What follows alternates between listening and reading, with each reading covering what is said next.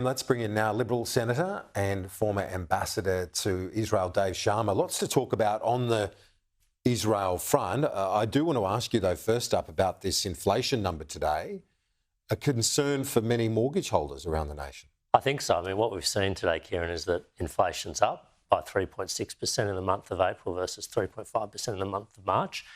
We've got concerns that the budget that the government announced last week is going to add to inflationary pressures in the economy.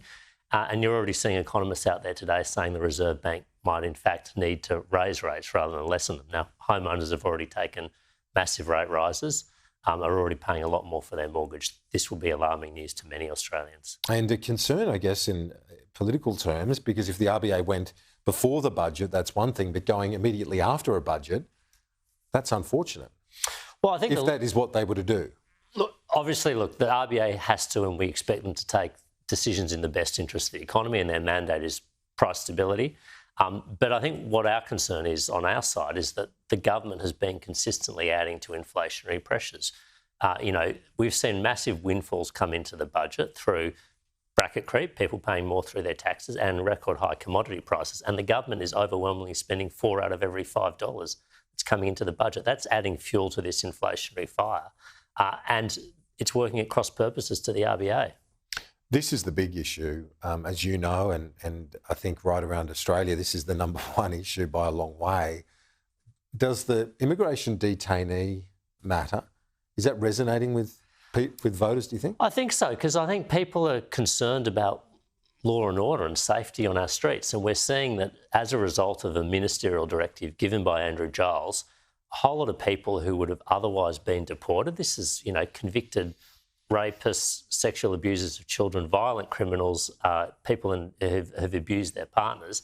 These people would have been deported to Australia but for Andrew Giles' direction. As a result, they are now being released into the community. Now, we've already seen with the NZYQ case some of the tragic consequences of that, and I think we're going to see more as a result of a government that's not determined to keep our borders strong and to deal resolutely with criminals. And does that part of that go to the department?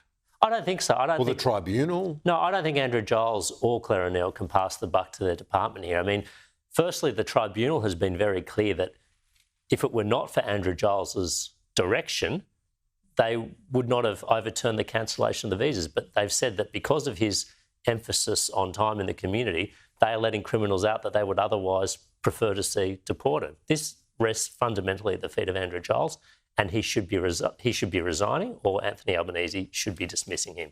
I had an interview earlier with Josh Burns, the member for Macnamara. He represents a large Jewish community in Australia, in the seat of Macnamara, himself a member of that community, and very heartfelt statements after Josh Frydenberg's documentary last night, concerns around anti-Semitism, the impact on young Jewish Australians right across the board. But you saw Mount Scopus and that horrific graffiti, and these poor kids going to school and having to see that is just appalling. It is appalling. And speaking to Josh about that it's heart-wrenching when you hear that. Absolutely. And I think, Josh Frydenberg's documentary brought this out in quite a powerful way that was aired last night. But, members of the Jewish community who've long established Australians, multiple generations, Jewish Australians arrived with the first fleet in Australia. They've been an established part of our community who've never had cause to fear for their safety up until now. And we have school children that are concerned about going to school. We have university students that are avoiding university campuses. We have business owners being harassed. We've had prominent Australians being doxed. We've had, Jewish Australians who are taking their own private security measures now because they're concerned for their safety. How do we allow this to reach this point in Australia? It's an indictment on all of us. It is an indictment. It's terrible. It's a terrible situation. You've got this scenario where in the Middle East right now, the events in Rafah and elsewhere, obviously a humanitarian disaster in many respects. The Prime Minister of Israel conceding it was a tragic mistake, that first airstrike. The argument is, and as Josh Burns put it eloquently, you can be critical of the Israeli government and the Israeli authorities for what they're doing. It's got nothing to do with a 12-year-old kid going to school in Melbourne. Absolutely. It's got nothing to do with Jewish Australians. I mean, we don't hold, and nor should we. We don't hold Syrian Australians responsible for the crimes of Bashar al-Assad. We don't hold Afghan Australians responsible for what the Taliban does in Afghanistan. And this is the same here in Australia. We should not be holding... We can have whatever views we want about Israel's government and the conduct of their war, and I appreciate there are different views about this, but we shouldn't be saying that Jewish Australians are somehow vicariously responsible for that, because doing so is just a recipe for the importation of civil strife and civil conflict, and it will tear at the very heart of our success as a diverse society. On the conflict itself, if we look to that, it does look like the Netanyahu government now, if we look at that sort of broader international level, those that have been wanting to support Israel are finding it increasingly hard to, given the events of recent days.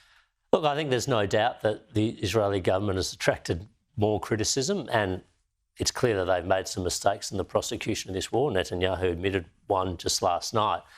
But this is a very difficult war environment. I mean, the reason the IDF is going into Rafah is because Hamas remains there. I mean, rockets are still being fired from Rafah. Hostages are potentially still being held in Rafah. And they do use civilians as human shields as well. Exactly. So hostages and civilians are all part of the human shields around Hamas. This is how they choose to fight. And, the easiest way for this conflict to end is for Hamas to release the hostages and lay down its weapons. But until that happens, or until such time as that they consider doing that, I don't see how Israel has a choice but to continue seeking to recover its hostages and defeat Hamas. It's a terrible situation, I don't doubt it, but I don't see an easy resolution to it unless Hamas does the right thing here. Liberal Senator, former Ambassador to Israel, Dave Sharma, thanks as always. Thanks so much, Kieran.